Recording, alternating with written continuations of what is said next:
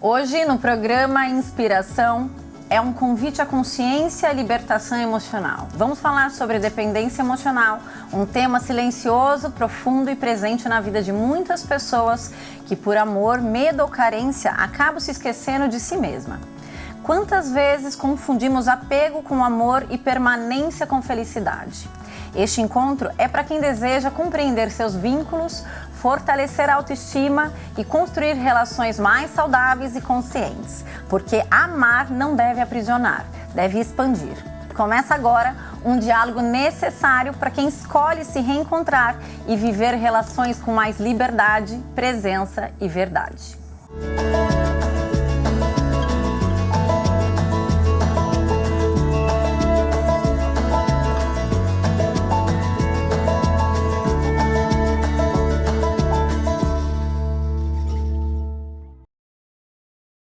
No programa Inspiração, recebemos Natália Simões, psicóloga que atua com psicoterapia individual, de casais e na condução de grupos terapêuticos de mulheres, promovendo escuta, consciência e fortalecimento emocional.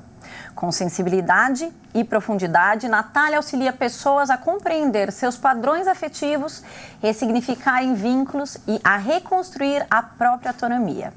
Hoje o nosso tema é dependência emocional, nos relacionamentos amorosos, familiares e nos vínculos que muitas vezes silenciosamente nos aprisionam. Um diálogo necessário para quem deseja se libertar, fortalecer a autoestima e aprender a amar sem abandonar. Então seja muito bem-vinda, Natália Simões. Obrigada pelo convite para falar de um tema tão importante e que hoje está muito em alta, tem muita procura sobre isso, no Instagram tem muita coisa sobre isso, no meu consultório também chega, então que bom, se a gente puder ajudar algumas pessoas a entender um pouquinho e se libertar disso, vai ser ótimo. Natália, obrigada pela sua presença, para a gente trazer mais clareza. Vamos começar a falar o que é a dependência emocional, né? Quando que o amor, né, vira aí um movimento que não é saudável, né? Então, a dependência emocional, ela se caracteriza por a pessoa ter a necessidade do outro. A vida dela não faz sentido se ela não tiver o outro. Então, ela vai se aprisionando, mesmo como você falou, por medo de perder essa pessoa. O pensamento é, se essa pessoa for embora, se eu perder essa pessoa, minha vida está acabada. Na dependência não quer dizer que não exista amor. Eu acho que o amor, ele também existe. Em alguns casos, o amor acaba e a dependência fica. Mas muitas pessoas também amam e durante o relacionamento vão desenvolvendo essa dependência. Em alguns casos, não. Em alguns casos, a pessoa já entra no começo com aquela química e aquela necessidade de eu preciso muito dessa pessoa na minha vida. Então, são várias as situações, mas em todos eles é uma sensação de eu não vivo sem essa pessoa. Por isso que aprisiona. Eu acho que esse programa é um convite para a gente olhar internamente para a gente e por que a gente trouxe todas essas situações, né? Porque muitas vezes, munidos pela dor, a gente quer apontar para fora, né? O culpado da nossa dor. E a gente não pode esquecer que isso é um espelho, parte da gente, né? Às vezes é algo que precisa ser curado ali, né? Então, você que está em casa, é momento de você olhar para essa situação e entender o que ela está querendo dizer para você, né? Porque, só posso falar? Sim, claro. Porque, na verdade, a dependência, em alguns casos, ela é manipulada pelo outro, mas em muitos não. É a pessoa que já traz essa dependência da história de vida. E aí a gente vai falar um pouquinho aqui. Quais comportamentos no dia a dia revelam que a pessoa já está vivendo em dependência emocional, mesmo sem ela perceber? Quando, por exemplo, vou te dar alguns exemplos, tá? Por exemplo, ela manda uma mensagem, a pessoa demora para responder. Quando ela já vai abrindo mão de vínculos, de amigos, de hobbies, ela já não tem mais muita relação nem mesmo com a família, ela vai abrindo mão aos poucos de coisas que são importantes para ela, de que fazem parte da vida dela, para viver única e exclusivamente a relação e viver a vida do outro. Né? Então, ela vai deixando as coisas que ela gosta para viver o que o outro gosta. A gente fala de dependência emocional e às vezes a gente fica criando só uma correlação no conjugal. Mas, na verdade, a dependência às vezes já nasce dentro de um contexto familiar, né? Como que ela nasce aí dentro da família? Então, olha, na verdade, nós somos seres relacionais. A gente precisa de relações. Quando a gente nasce, Se a gente for pensar lá desde o bebezinho, o bebê, ele é um ser 100% dependente, absolutamente dependente. A gente precisa da mãe ou do cuidador para tudo. Então, para mamar, para se alimentar, para cuidar, para higiene, 100% da dependência. Quando a gente vai crescendo, o objetivo é que essa dependência vá diminuindo e a autonomia vá aumentando, certo? Certo. Quando a gente começa a viver essa relação, você até falou uma coisa que eu acho interessante na introdução sobre o apego, que o apego a gente vê como uma coisa ruim, como, tem que desapegar. E, na verdade, não. O apego, ele faz parte. O apego, na verdade, são vínculos. A questão existem apegos saudáveis e apegos disfuncionais. Sim. E eles podem começar já aí, na grande maioria das vezes até. Então, se essa relação familiar é uma relação saudável, é uma relação em que os pais dão afeto, acolhimento, segurança, esse apego, esse vínculo, ele vai crescer de uma forma saudável. Se nessa infância já existe abandono, já existe, não existe uma presença constante, existe uma intermitência, a mãe ou o pai às vezes está, às vezes não está, vai fazendo com a criança, com que esse apego vai sendo mais disfuncional. Se existe violência, se existe abuso, tudo isso vai interferir em como a pessoa vai se relacionar lá na frente. Sim.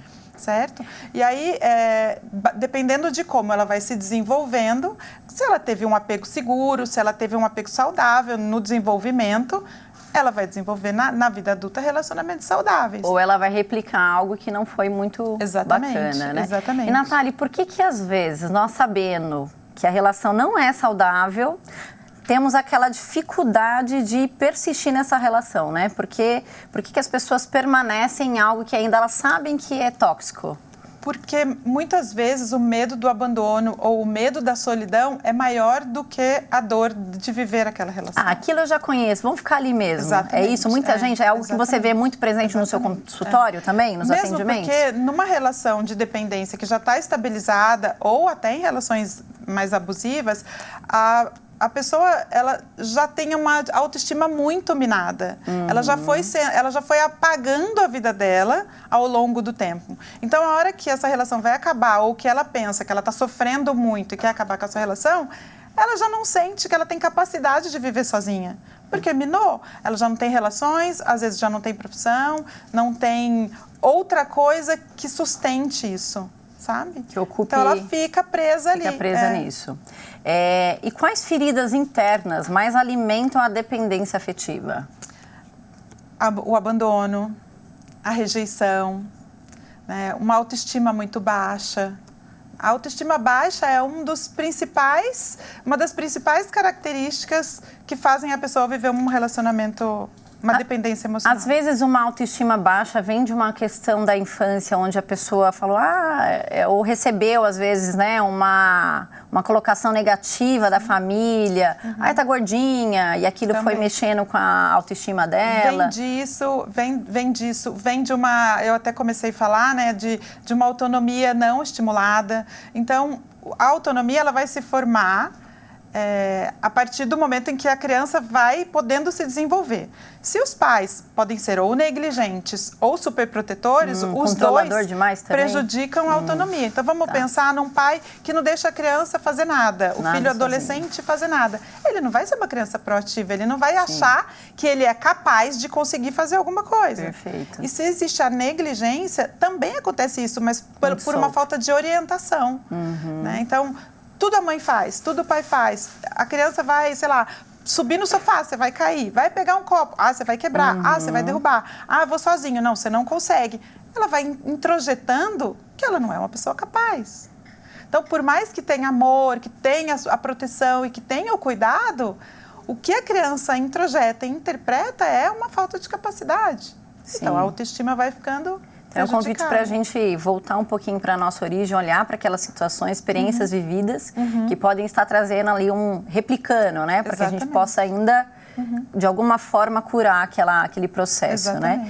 E vamos falar do narcisismo, porque é algo que está muito na boca da galera, mas às vezes as pessoas elas não entendem realmente qual o sentido do narcisismo, né? Como que o envolvimento com pessoas narcisistas podem intensificar esse tipo de dependência? Só para deixar claro, não são todas as relações em que existe a dependência emocional não são necessariamente narcisistas. Mas em uma relação narcisista, ou que a gente pode pensar que existe abuso, existe a dependência. Muitas vezes porque a pessoa, quando ela entra nessa relação, ela já entra por uma autoestima baixa, por uma necessidade de proteção. Sim. E no começo, ninguém mostra. Tá? Ninguém começa numa relação já mostrando quem é. Nem o narcisista, nem ninguém. Nem o manipulado, vamos dizer assim. Nenhuma pessoa entra numa relação mostrando quem ela é de verdade. A gente sempre oferece o nosso melhor ali. E no decorrer da relação, isso vai se mostrando. Sim. Quando a pessoa ela já tem uma autoestima baixa e ela entra numa relação com um narcisista, sempre vai sendo estabelecido um ciclo. E nesse ciclo, quando a pessoa tem a autoestima baixa, ela fica presa. Então, por exemplo, bem rapidamente aqui, quando entra na relação, existe um encantamento da pessoa pelo narcisista. Né? Aquela pessoa, o príncipe, porque normalmente é uma pessoa maravilhosa. O narcisista normalmente ele é muito envolvente, né? Muito, muito. E aí vai passando o tempo, depois que essa pessoa já está com confiança, já está fisgada ali, começa a existir uma invalidação da pessoa. Nesse momento, se a pessoa pega essa invalidação para ela e ela entende que ela é culpa dela, que ela é responsável por isso, que realmente, sei lá, ele ficou nervoso e ele brigou, eu briguei, eu gritei porque eu fiquei nervosa, porque você me deixou nervoso. Se eu não pego essa culpa, a relação não estabelece. Rompe ali, o vínculo não continua. Mas se eu acho que a culpa é minha, eu absorvo essa culpa e eu vou ficar ali começando a me justificar e vou tentar fazer de tudo para essa validação voltar. Aí eu vou me submeter, vou me desculpar. Quando essa validação volta e esse narcisista, no caso a pessoa, ela volta e ela agrada e ela dá migalhas. Fica nesse jogo, né? Volta o encantamento. E aí começa sempre esse mesmo ciclo. Sim. Existe um perfil emocional mais vulnerável a relações manipuladoras? Acho que pessoas com baixa autoestima, com pessoas com pouca autonomia, pessoas que já sofreram abandonos, perdas, traições. Passaram por alguma rejeição. Porque muitas vezes a gente vem desse começo de vida, mas no meio da nossa vida também acontecem situações que podem nos levar a ficar mais dependentes, como traição, como a manipulação do outro. Né? Como, às vezes, ou o marido ou a mulher vão morar em outra cidade e existe essa distância, aumenta essa insegurança. E nessa relação toda de dependência, quando a pessoa ela começa a se anular, né? O que isso revela sobre ela? Olha, na verdade, isso vai revelar que ela tem pouco contato com ela mesma, que ela se conhece pouco, né? Que ela está muito à disposição do outro, né? Não tem esse olhar para a própria vida. Né? E quais sinais o corpo e a mente dão quando alguém vive preso a um vínculo tóxico? Existe algo, a gente até teve um outro programa, né, que falou sobre doenças psicossomáticas, né? Porque às vezes a pessoa ela não consegue gerir aquela situação toda e o corpo começa a somatizar ali.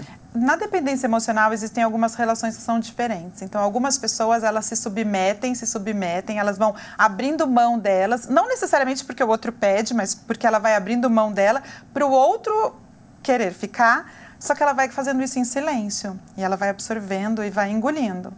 Com o tempo, isso pode realmente se transformar em enxaqueca, em fibromialgia, em algumas dores crônicas, porque ela não manifesta, ela não põe para fora, mas o corpo dá um jeito de colocar.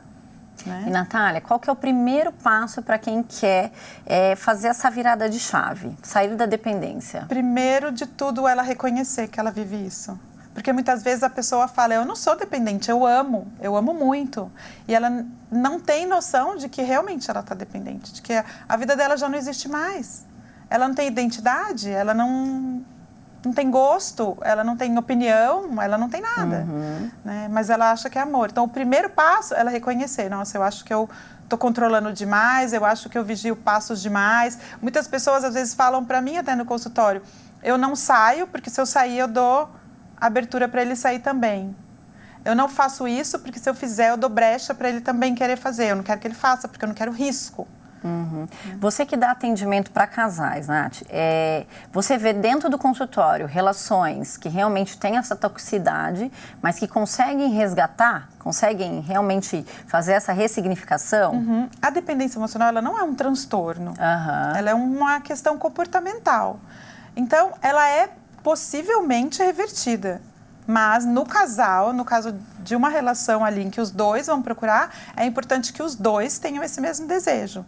Tanto a pessoa de se livrar disso, como o marido, ou a mulher, no caso, desculpa, de não ser mais a pessoa que manipula. Porque não, nesse caso, não manipulação intencional, mas quando a mulher já não... A pessoa, eu estou falando a mulher porque eu atendo muita mulher, mas quando a pessoa tem essa dependência emocional, ela não tem opinião, ela não tem gosto, ela não escolhe nada e o outro começa a fazer tudo. Só que é difícil, porque ela não tem autonomia para começar a fazer e o outro, às vezes, não permite que ela faça, porque já está tão acostumado. Então, vai sendo um ciclo negativo ali que precisa ser olhado, mas é totalmente possível. Inclusive, esse parceiro ou a parceira pode estimular essa pessoa dependente a se tornar mais independente. E no atendimento, quando você dá para casais, né? A mulher vai muitas vezes, né? Que nem você até falou, eu atendo muitas mulheres, porque muitas vezes as mulheres, elas buscam né, essa rédea para curar essa situação. E quando a mulher vai no objetivo de vamos resolver essa situação e o homem é resistente, mas a mulher está decidida que ela quer resolver isso e ela não quer, ela está na dependência muitas vezes, ela vê que às vezes não é algo que é bom para ela, mas ela está na resistência. Funciona a terapia para quando vai um dos lados só? Porque talvez você vai também trazer consciência para ela poder enxergar o que ela não está conseguindo ver, né? A terapia de casal ela é fundamental que os dois tenham interesse em melhorar. Sim. Porque vai precisar dos dois trabalhando ali para a situação ficar melhor. Então, se um chega precisando melhorar e o outro acha que com ele está tudo bem, não tá. Não vai porque uma relação não é 1 mais 1 igual a 2. Numa relação é 1 mais 1 igual a 3. Então, existe a minha individualidade, a sua individualidade e a nossa, e o nós. Né? Então, se eu acho que eu estou certa, o nós não está sendo trabalhado ali. E muitas vezes o ciclo, ele acontece justamente porque são duas pessoas com bagagens diferentes, com dores diferentes, interagindo de forma diferente. Né? Então, a terapia de casal, tem muita gente que acha que vai para a terapia de casal para separar, e na verdade não. A pessoa está tão envolvida que ela não consegue enxergar. Né? E como que a gente estabelece limite sem culpa? Difícil, né? Difícil porque o limite, se você não consegue estabelecer limite, você nunca estabeleceu. Então, provavelmente, quando você estabelecia um limite, você era ou criticada, ou punida, ou diminuída. Então, você vai ficando com esse medo. Para você começar a estabelecer um limite, se você está numa relação de dependência, é muito difícil você já colocar um limite de cara na parceria ali que você tem.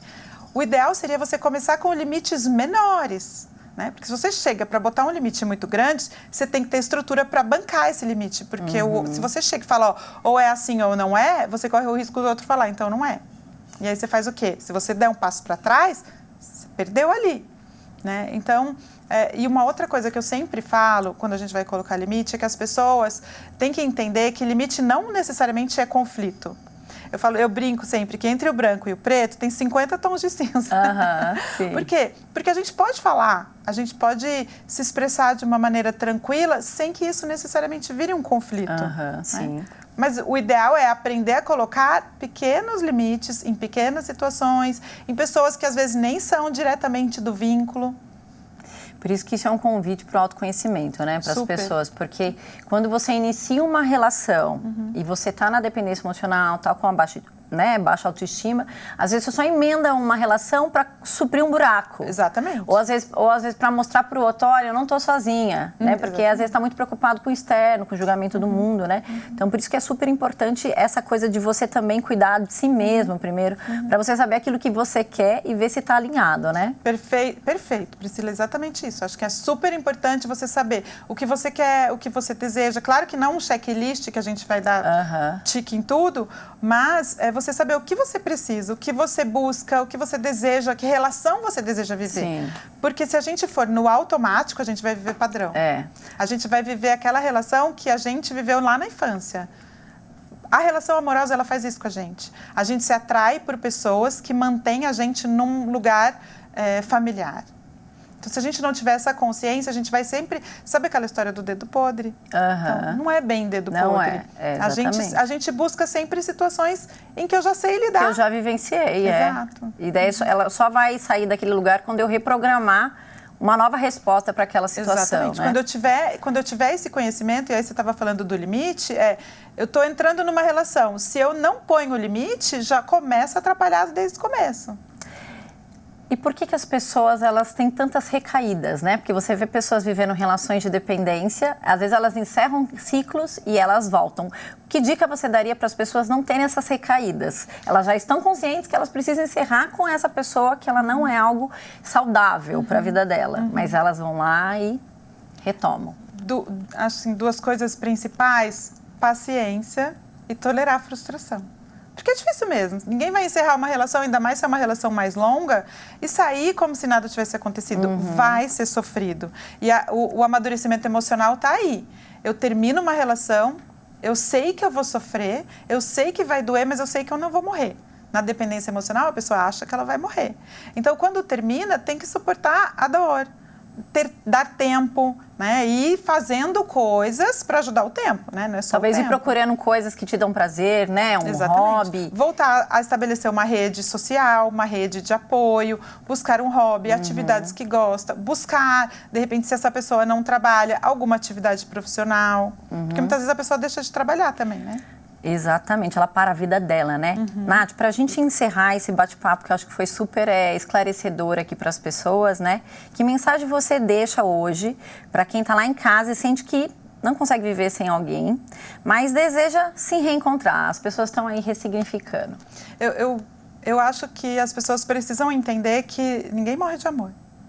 A gente supera, as coisas passam, as histórias passam, a gente só precisa ter essa paciência. Então, se a pessoa está vivendo isso, que ela tenha paciência e se envolva no processo da mudança. Eu gosto de dar um exemplo, eu escutei uma psicóloga mesmo outro dia falando sobre isso, que imagina o indivíduo como uma mesa. A gente precisa se imaginar como uma mesa. Se essa mesa tem vários pés, ela fica muito mais firme. Se ela só tem um, que é o relacionamento, ela fica bamba. Ela está sempre correndo o risco de cair. E se esse pé sair, a mesa despenca. Fica sem chão. Exatamente, fica sem chão. Então, o que a gente precisa? Rede de apoio, família, vida social, hobby, trabalho. Quanto mais você ocupar, quanto mais pezinhos você colocar na sua mesa de indivíduo, mais suporte você vai ter. Muito bom, Nath. Muito obrigada pela sua participação nesse assunto que já era hora da gente falar sobre ele. Obrigada, viu? Obrigada. Vamos para um rápido intervalo, mas no próximo bloco recebemos Graziele Fernandes Faria, administradora de empresas, e em um encontro sobre trajetória, superação e propósito. E a nossa artista misteriosa está a todo vapor na produção de costuras criativas para a boneca. A gente volta já já.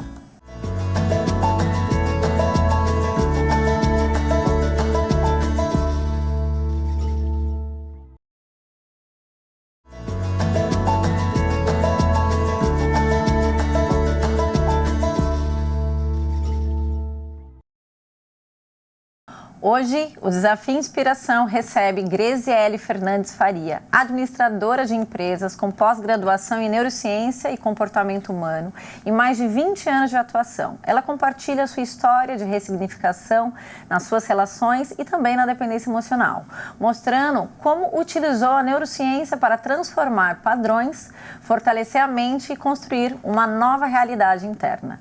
Nesse encontro, a Graziele traz clareza sobre como o cérebro cria vínculos de dependência e apresenta ferramentas práticas para quem deseja iniciar um processo de liberação emocional e reconstrução do consciente. Muito bem-vinda, Grê. Obrigada, Pri. Eu que agradeço de estar aqui. E vamos trazer, então, falando um pouquinho desse assunto na prática, né? Você que fala sobre neurociência na prática, para a gente entender. Vamos já colocar uma ilustração aqui, a primeira imagem, porque ela vai auxiliar quem está em casa a ter mais clareza, né? Então, para a gente falar pela neurociência, o que acontece no cérebro quando uma pessoa desenvolve a dependência emocional? Pri, eu acho que eu vou iniciar pelo término do meu tratamento oncológico, porque assim, a gente às vezes foca bastante sobre relacionamentos amorosos, né? Sim. Mas não necessariamente. Eu tive uma dependência emocional com o término do tratamento. Porque era um tratamento tão humanizado que eu me sentia segura naquele lugar. Você teve câncer, né? Fala para as pessoas entenderem. Eu tive o câncer de mama em 2023. Então, eu fiz todo o tratamento, a cirurgia, depois a quimioterapia, depois a radioterapia. E quando eles chegaram, os médicos e a equipe toda chegaram e falaram, olha, vida normal agora, eu entrei em choque. Porque, assim, aquela vida normal do passado me levou até ali. Então, assim, eu não queria mais continuar aquela vida normal. Eu precisava de uma nova vida. Só que eu me senti sozinha nesse caminho. Porque, a partir daquele momento, não me orientaram qual caminho eu seguiria. Eu teria que seguir com as minhas próprias pernas, né? Então, foi um momento que, assim, eu já tinha utilizado todo o que eu tinha aprendido sobre a neurociência, que eu aprofundei na quimioterapia, na radioterapia, para, assim, eu sair o mais leve possível disso. Então, eu não tive quase sintomas do tratamento inteiro. Então, até os médicos que me incentivaram a fazer, né, o que eu tenho feito hoje, estudar cada vez mais sobre neurociência. E aquele momento eu ainda não estava preparada. Eu não entendia o que estava acontecendo comigo. O que era aquele corte que eu estava sentindo, né? Como se fosse um término, né, de relacionamento, mas era um término de um tratamento. Então, assim, aquela segurança que eu estava sentindo no tal momento acabou ali. Porque quando você está no tratamento ali clínico, às vezes você sente assim, tô medicada, tá, agora a hora que eu parar, eu vou ficar doente, talvez? Então. Seria essa a dependência, né? O medo de seguir sozinha, né? Sim, sim, porque a todo momento que você tem alguém ali te orientando, olha, é assim, assim, assim, você se sente segura, né? Então, assim, para mim, eu criei um apego emocional com esse tratamento, não com a doença, claro, com o tratamento. E aquele momento eu vi que eu precisava agora entender esse novo comportamento, né? E aí que a neurociência entra mais uma vez para me ajudar. Muito bem. Vamos trocar para a próxima imagem? Então, aí o que acontece? O nosso cérebro, ele quer o que ele já é conhecido. Então, aquele caminho que eu tinha percorrido, por exemplo, sempre, então é aquilo que ele conhece. E a partir do momento que você tenta sair disso, ele te faz voltar para aquilo, porque é biologia. A gente pensa e a gente cria química em nosso corpo, né? A palavra chama neuropeptídeos, né? Então, não é só emocional. A gente pensa que o emocional não existe, né? Que é uma coisa sem tato. Mas não, é criado química no nosso corpo. Sim. Então, cada emoção, dopamina, serotonina, tudo é criado fisicamente no nosso corpo. E a gente faz isso que é difícil. E a gente faz uma correlação com o primeiro bloco, né? Que foi que a doutora Natália falou pra gente. Se você viveu na sua infância uma relação de dor, né? Onde você teve uma baixa autoestima, né? Onde você não foi tratado com zelo, teve abandono. Talvez ali você está vivendo essa nova relação conjugal, porque você está procurando algo que você já vivenciou, né? A química, gente já né? traz isso no nosso corpo, esses traumas, esse relacionamento que a gente não soube lidar lá no passado. Então, quando vem chegando essas outras novas dependências, que eu falo que é uma nova dependência, que a gente existe mais do que uma, dependendo do comportamento, do relacionamento da pessoa. Então, se você não aprende a lidar, quando chega uma nova, você não vai saber sair também. Então, isso foi muito importante de eu ter esse entendimento, entendeu? E é muito legal que você colocou ali, né? Para o pessoal de casa ter clareza, né? O cérebro prefere o conhecido. Sim. Né? Às vezes a gente está ainda mais nesse momento de tanto aceleramento, Ele né? quer economizar energia. É mais fácil a gente responder da mesma forma que eu já sei qual que é o caminho. Sim. Só que aquele caminho talvez não é o que você está Não querendo mais. viver, né? Sim. Então, para isso, ele fica economizando energia e fica pegando atalhos. Sim. Mas tem que buscar... Só reprograma quando a gente busca outros caminhos, né, Gli? Sim. Aí foi quando vem a palavra que chama metacognição. Acho que está até a próxima slide. Vamos trocar o próximo, então. Isso. O que acontece? Que eu falei aqui, que é, né, a biologia que está no nosso corpo, né, todo que a gente sente, esse apego que a gente cria. E a metacognição, o que acontece? Quando você consegue enxergar o que você está pensando. Como se você colocasse alguém ali né, é a mente observando o seu comportamento. Externasse a mente para observar você. Sim. Sim. Então, eu acho que quando a gente coloca as palavras, né, a situação e uma palavra, você começa a entender melhor o que está acontecendo, não fica algo vago no ar, né? Então, a metacognição veio para mim, toda vez que eu estava começando a me perder nesse sentimento, nesse agir, né? Eu estava ali pensando, por que eu estou agindo assim? Por que eu estou tão insegura? Não estou insegura. Então, você começa uma conversa com você mesmo. Sim. Às vezes, até as pessoas... Existe o cérebro e existe a mente, né? O cérebro é o físico. A mente ali é o que vai comandar tudo. Então, entender isso te ajuda que você não é o seu pensamento. Exatamente. Aquele pensamento está acontecendo porque teve história para o passado, experiências que você viveu, que fez químicas no seu corpo, que deixou marcado no seu corpo, que é igual a doença quando vem, né? Veio por quê? Porque você teve uma experiência passada que foi criando aquela química no seu corpo. O cortisol em alta, por exemplo, no corpo. A gente não viveu, a gente não veio para viver estressado o tempo todo, né? A gente precisa lidar com isso, a gente precisa baixar esse cortisol.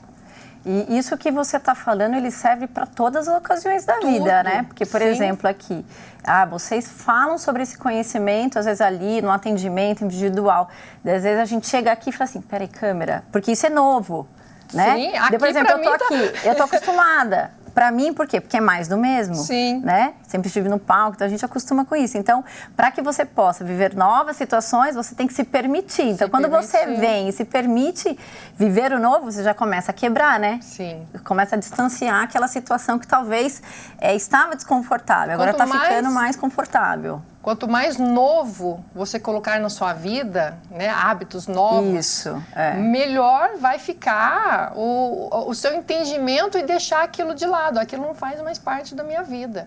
Foi bom e foi quando eu precisei, né? Então, mas agora eu preciso de um novo caminho. Então, realmente, você tem que criar novos hábitos. Então, é possível reprogramar e viver relações saudáveis e com autonomia? Sim. Vamos trocar para a próxima imagem, então, que vai falar sobre isso.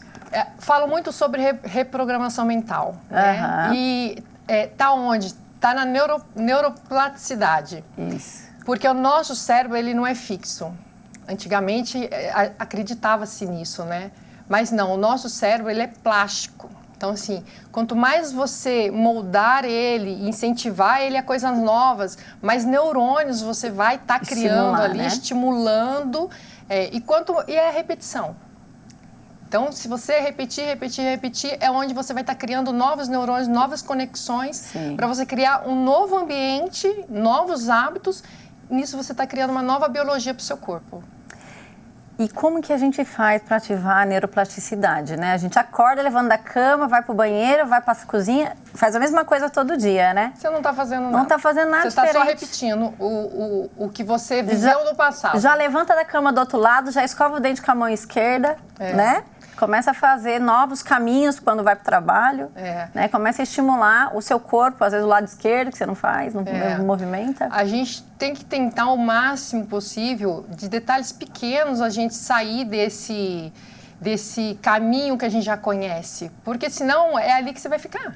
Sim. Você não vai ter novas oportunidades, você não vai não vai ter novos ambientes e você não vai agir diferente. Então, a gente vai convidar você de casa para a gente fazer um exercício, uma ferramenta. Vamos para a próxima imagem, acho que tem mais uma imagem aí, que a Gre trouxe para a gente aí, para que a gente possa ressignificar esse processo aí de dependência.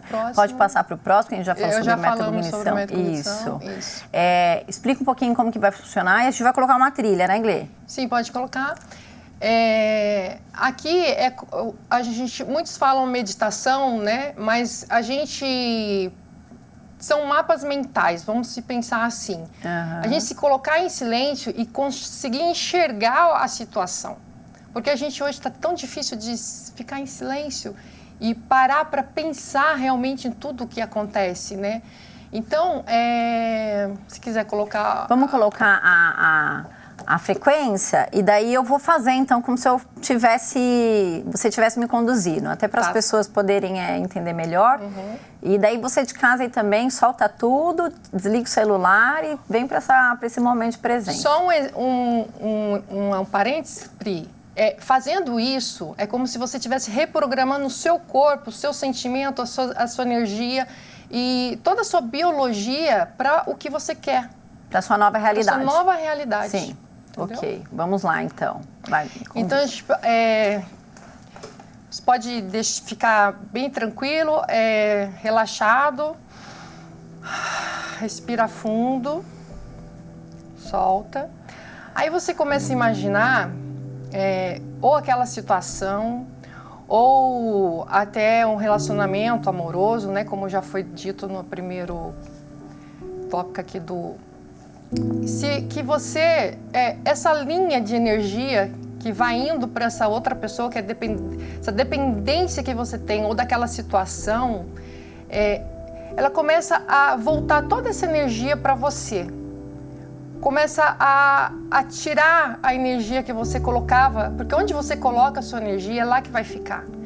Mas você tem que trazer para você, porque você precisa de energia para você voltar, para você ter a sua direção, escolher o seu caminho. Então comece a imaginar isso vindo para você, voltando para você. E toda vez que você se pegar numa ação dessa, num caos, né?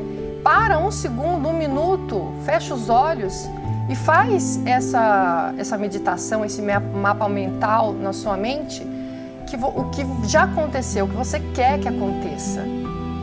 E fazendo isso, o seu cérebro ele não sabe distinguir o certo do que é real, o real do que é imaginário. Então, ele acredita no que você está ali fazendo esse pensamento.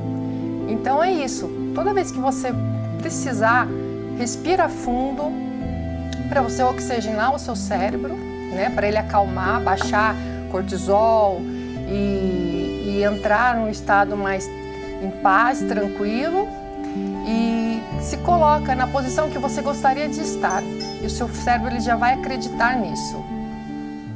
Muito bom. Então a ideia é você realmente fazer uma tela mental de toda a situação que talvez esteja te gerando desconforto, em vez de você mandar a energia lá que está tenso, às vezes nessa relação, voltar para você e entender o que essa situação quer trazer, né? E criar uma nova história, né? Criar um filminho na cabeça, né? Filminho da cabeça como você gostaria de estar. Isso.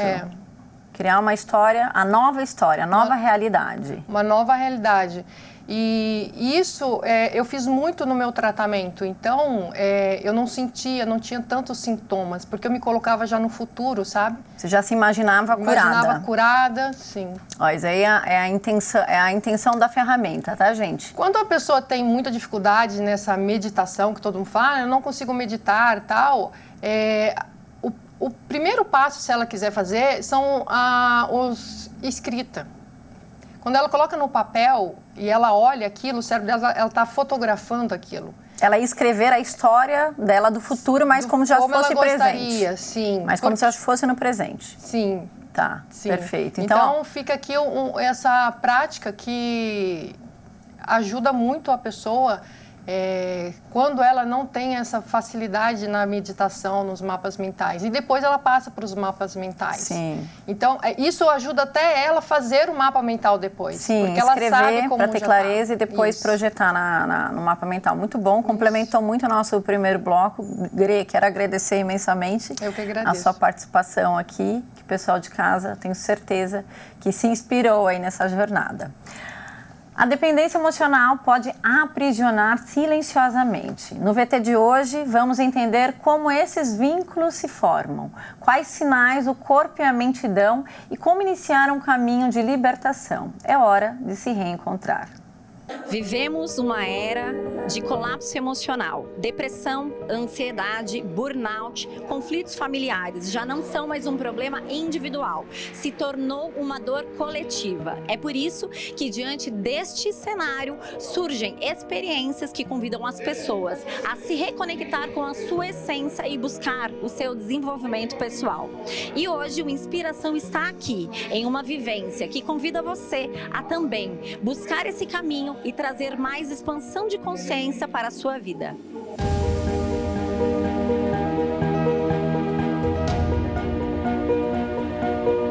Sâmia, o que mudou em você quando você decidiu olhar para dentro? A maior transformação que eu tive foi nas relações. Eu ainda não sabia o quanto eu carregava de culpa. Eu já achava que eu estava resolvida com muitas coisas nas relações e aí eu percebi que não. E o que você percebeu que você estava deixando de viver por conta dessa espera? A minha vida. Eu não estava vivendo. E qual foi a parte da Sâmia que você despertou? A Sâmia mulher, porque eu tinha me perdido na Sâmia mãe. Então o caminho é buscar o desenvolvimento pessoal, entender as suas dores, né? E estar pronta para poder quebrar as barreiras, Sâmia, seria isso? Exatamente. O caminho e a chave, ela abre do lado de dentro. Não tem como ter acesso fora. Espero que vocês tenham se inspirado na história da Sâmia e também deem o seu passo de coragem. Sâmia, muito obrigada. Obrigada também. É o caminho de que realmente precisamos buscar a nossa reconexão, né, Rafa? Sim, para além de buscar a nossa reconexão, a gente tem que entender o que nos trava, o que nos impede de avançar e principalmente o que nos impede de que a gente conquiste os nossos sonhos mais íntimos. Aqui a gente tem essas respostas, né? Então, assim, pode parecer um papo meio etéreo, mas assim, o nosso método, a forma como a gente faz, que a gente conduz a vida dessas pessoas, de fato as histórias são muito comoventes e os resultados são muito bonitos, então é muito gratificante. Priscila, em que momento você percebeu que não dava mais para continuar do mesmo jeito? Eu acho que no momento onde eu buscava respostas para muitas perguntas e eu não encontrava em lugar nenhum, vi minha vida travada em vários pontos que eram muito importantes e aí eu cheguei num limite, eu falei, não dá mais, eu preciso mudar. E diz pra gente, que versão sua começou a nascer depois de buscar essa experiência, esse auxílio? Eu costumo falar que é a minha versão original. Depois que eu comecei a buscar esse auxílio, eu comecei a me encontrar no melhor estilo Conhece-te a ti mesmo. Então esse foi o grande presente e a grande surpresa. O que te trouxe até aqui emocionalmente? Primeiro foi a queda, a grande queda, quando a gente se vê em um buraco totalmente sem fundo após um grande acontecimento na vida. Mas foi para tentar entender como eu podia sair daquele lugar, como eu podia me recuperar emocionalmente após um divórcio, né, de 10 anos. E buscar pelos meus sonhos, buscar pelas minhas conquistas, o que eu queria ser na minha vida. Estamos aqui nessa vivência que convida as pessoas a viver a sua melhor versão. Que você possa se reconectar com as oportunidades que o universo tem te enviado e esteja pronto para ser a inspiração na sua vida. O Inspiração faz um breve intervalo e volta já já.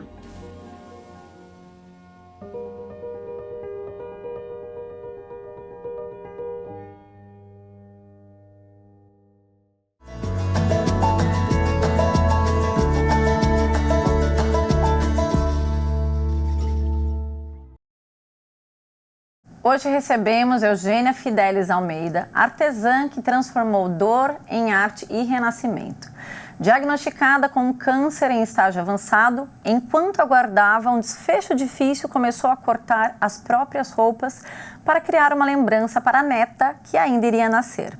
A vida, então, a surpreendeu. Eugênia não partiu, ela renasceu e passou a criar as roupas e bonecas personalizadas, cheias de história, afeto e significado. Hoje sua arte emociona e inspira, inclusive com uma boneca especial, uma história de superação superação, sentido e amor que permanece. Seja muito bem-vinda. Muito obrigada pelo convite, tá? Fiquei muito emocionada. Ai, a gente que ficou. E eu quero conhecer um pouquinho da sua história, tá? Fala pra mim, que momento que você tava ali, né, na dor de uma notícia que, na verdade, graças a Deus, né, ressignificou, foi outra coisa que você resolveu criar. Conta pra gente essa sua história. Assim, em 2010, eu começou a nascer algumas feridas no meu corpo, nos braços, no corpo inteiro.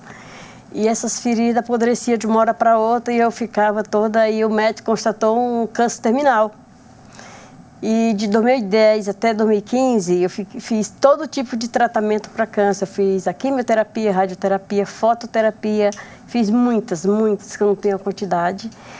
E como ele falou que eu tinha menos de 6 meses de vida, a minha mãe em 2010 ela faleceu e eu me tranquei no quarto. E eu tinha muito medo, meu filho tinha casado, todos eles, só tinha um solteiro, tem um solteiro. E eles compravam uns vestidos bonitos para mim, de predaria, tudo, e eu imaginava meus vestidos, assim, no bazar da Pichincha, qualquer um vendendo esse tipo de coisa. E a minha neta ia nascer. Sim. E eu não ia conhecer ela, né, que ela ia nascer em 2010, mas eu falei assim, não, pela eu vou... estimativa do médico, eu não ia alcançar. Sim. Daí eu peguei, um dia me tranquei nesse quarto, fiquei lá dentro, cortei todos os meus vestidos e comecei a fazer roupas de boneca, roupas de baile. Porque era a única lembrança que a minha neta ia ter quando ela nascesse, que ela não ia me conhecer, mas ela ia conhecer alguma coisa de mim. Eu nunca tinha pegado uma agulha na frente, mas eu fazia tudo na mão, aqueles vestidinhos. Ficou 6 meses que eu não morri, claro. E... apareceu uma médica que chama a doutora Carolina Moreno. Agradeço muito ela. Ela disse, olhou para mim e falou que eu estava toda podre. Ninguém chegava perto de mim. E o médico falou, ela falou para mim que ela ia fazer uns exames, ia fazer uns exames em outro laboratório. E ela mandou fazer isso em São Paulo. Aí, catou tudo lá, o que tinha de fazer, fez um monte de buraco, fez. Com 3 dias ela voltou dizendo que eu nunca tive câncer. Que a minha doença não era câncer, minha doença era uma bactéria do piolho de pombo. Que não sabe o que aconteceu que não entrou na minha medula. Ficou no corpo, mas não entrou na medula. E eu não fiquei paralítica, eu ia ficar vegetando. E era pior até do que o câncer mesmo, né? Que talvez eu durasse uma semana, um ano... Ninguém não sabe quanto tempo. Que bênção que tudo isso passou, né? Passou. E fala pra mim da sua neta. O que a sua neta significa pra você hoje, que ela foi a válvula aí de motivação pra você? A minha neta significa, aliás, todos eles. Agora eu tenho 8. Eu tinha só que bênção. A minha neta significa minha vida, tá? Significa a Isabela. E a Elisa significa minha vida, porque elas salvaram a minha vida. Eu acho que foi isso daí. Tá. E a sua arte foi a forma que você encontrou de se motivar emocionalmente. Exatamente. Né, aí, como eu não tinha, quando meu marido foi me procurar roupas para mim ir levar no médico, não tinha mais nada. Você cortou tudo para fazer roupa de boneca. E aí foi aonde nasceu a Eugênia. Nasceu a Eugênia das bonecas, porque eu continuei fazendo. Falei, agora não sei fazer mais nada. Eu nunca tive estudo na minha vida, meu pai nunca deixou nós estudar. Eu sou analfabeta de pai e mãe. E aconteceu que eu aprendi a fazer muitas coisas. E aconteceu um fato muito importante, que depois que eu saí, que eu soube que eu não ia morrer, eu comecei a ler, escrever e fazer algumas coisas que não fazia. Olha, que ótimo. Tá vendo? Que toda uma situação de dor, ela tem um propósito, né, por trás. Eu não sabia, só sabia nem assinar meu nome. Eu não sabia. E de repente, já comecei... Então, qual é a oportunidade por trás de cada desafio, né? Acho que Deus... Você viu? Foi um susto, Foi né? um susto que fez acontecer muitas coisas na minha vida. Eu já tinha desistido. Eu mesmo já tinha falado para o meu marido, ele chorava, meu marido, meus filhos, ficava todo mundo, nem ia mais me ver, porque eu não queria que eles me vissem daquela situação. E o meu marido falou, não, você não vai desistir. Aí, quando a doutora falou que o meu tratamento ia ser muito caro, porque não tinha material aqui no Brasil, aí o meu marido, então, falei, eu vou morrer de qualquer jeito. Aí pronto, aconteceu que ele vendeu o carro dele e formou tudo em remédio para mim e eu tô aqui hoje. E deu tudo certo. Tá, deu tudo certo. E a criação da boneca, querendo ou não, ela tem muita relação com o nosso programa de hoje. Vou explicar por quê. Porque a senhora, de alguma forma, curou uma dependência emocional e uma solidão fazendo algo que te dava prazer, né? Que me dá prazer. Até hoje, que né? Até hoje eu comecei isso daí. Eu já ganhei algumas premiações de melhor artesão do Vale. Olha, e em São Paulo também, na Vila Madalena também, ganhei a tesourinha de ouro de melhor artesanato. E tenho algumas coisas que aconteceram muito boas na minha vida, como sou convidada para feiras, sou convidada no SBT, Vanguarda, tudo aqui agora que eu não conhecia. Virou um programa, virou uma inspiração para a mulherada, virou uma né? inspiração muito grande. E aí as pessoas pedem para mim fazer alguma coisa e eu digo, eu não sei fazer, mas eu vou fazer. E aí eu faço, né? Acontece e eu aprendo a fazer. E vamos mostrar, então, as suas criações. Você fez uma criação especial para o hoje eu fiz uma criação especial para uma jornalista muito importante, tá? Olha aqui, ela, tá? Olha lá, gente. Ela fez a Barbie apresentadora, tá? Tudo. E ela tá aqui... De vermelho, porque eu gosto de vermelho. O ação, ó, o A do ação. E tem até cadeirinha. Tem a cadeirinha para ela sentar. Olha, a cadeirinha é muito importante. Isso aqui é feito... cadeira, né? Isso aqui é feito de garrafa PET. Essa cadeirinha é feita de garrafa PET, tá? Que legal. E ficou muito bonita. Ficou muito bonita mesmo. Então. É igualzinha, até o pé é igual. E aqui ela roda, tá? Se você quiser, você tira, você desmonta, leva, guarda. Você pode fazer. E aqui tem outras também que eu faço também. As piriguetes, né? Eu faço. Então eu faço vários personagens, eu faço também noivas, né? Legal. Se você quiser personalizar um vestido de noivas, eu tenho até um de mostra ali, eu não trouxe pra cá. Se você quiser co-criar o seu casamento então, já, você pode fazer uma Barbie noiva também. Se quiser uma Barbie noiva e dizer assim, eu vou casar, eu tenho uma noiva e um noivo ali, todo já a caráter, né? E dona Eugênia, já que você é uma história de inspiração, às vezes tem mulheres lá em casa, né, que estão passando por um problema de saúde e estão desmotivadas. Então, fala um pouquinho para elas como falo assim, a costura te ajudou, né? Então, a costura me ajudou muito. Aliás, não foi nem a costura, foi o susto de eu não poder... Porque todo dia eu marcava, dizia, será que eu vou ficar assim? Dentro daquele quarto trancado, eu fazendo cenas, como era que eu ia morrer, como é que eu não queria dormir, eu ficava noites e noites acordada para mim não acordar de manhã. E meu recado para todo mundo que diz que não sabe fazer nada, que não vai sair dali porque eu não sei fazer, eu não sei... Ou porque eu não tenho estudo, então, não né, tenho estudo, Eugênia, não tenho nada, então não sei fazer nada. Gente, todo mundo sabe fazer alguma coisa. Exato. Todo mundo, se a gente quiser, a gente faz. E hoje eu ganho um dinheiro muito bom com as minhas bonecas, com o meu artesanato. E eu sou muito procurada. E eu aprendi a fazer outras coisas também, fora isso aí também. Então, junto com toda essa situação, você conseguiu ressignificar e transformar uma história que poderia ser de dor, de muito amor, né? Porque muito você conseguiu se desenvolver, conseguiu, né, aprender a escrever. E hoje você está aí ganhando premiação com as suas bonecas. Então, com as minhas bonecas. Pega aquela roupinha e mostra pra gente como é que é o processo da montagem da boneca. A boneca já vem pronta, né? Você faz as roupinhas. Eu faço as roupinhas, né? Personaliza. Aqui tem... Pega essa roupinha verde que tá aí. Essa verde. Isso. Essa verde aqui é muito interessante. Ele vem um tecido, coisado, a gente faz, monta ele todinho, aí você vai personalizando, né? Fazendo o que você vai fazer. E ele fica um vestido muito bonito na boneca, né? Sim. Eu vou até provar aqui pra você. É um vestidinho simples. E você transforma qualquer retalhinho de tecido, você transforma numa misse, tá? Ah lá.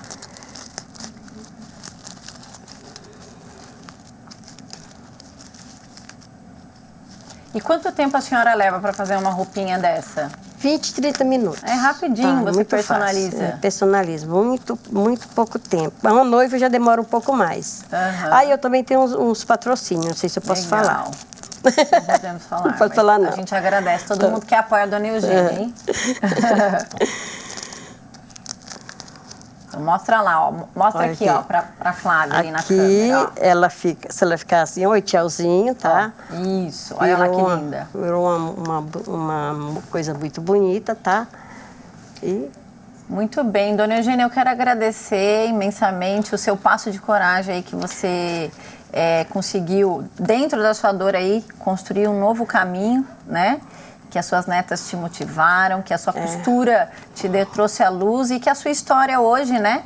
Você mesmo com o conhecimento que você tinha, você conseguiu hoje ser inspiração para as pessoas. Então, parabéns, viu? Aí hoje o pessoal tem medo de me entregar um vestido de noiva, porque eu dimanjo tudo e vestidos de Barbie. Muito bem. Muito obrigado também para vocês que me chamaram aqui. Desculpa eu não saber falar bonito, porque... Você falou lindo, e é isso que é importante aqui no Inspiração, porque a gente gosta de trazer todos os perfis de pessoas para que as pessoas se sintam conectadas e inspiradas, porque cada pessoa... E essa daqui é sua, tá? Eu vou pegar aí já. A Barbie apresentadora. Então eu vou finalizar com ela aqui. Muito obrigada, viu, Dona Eugênia? Sua cadeirinha também. A minha cadeirinha também, ó, que é igual a cadeira que eu sento, ó, igualzinho. Então, hoje refletimos sobre a dependência emocional e compreendemos que amar não pode significar se perder de si mesmo.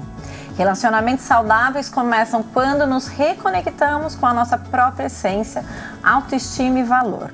Que este programa seja um ponto de virada para quem escolhe romper ciclos, fortalecer a própria voz e construir vínculos mais conscientes.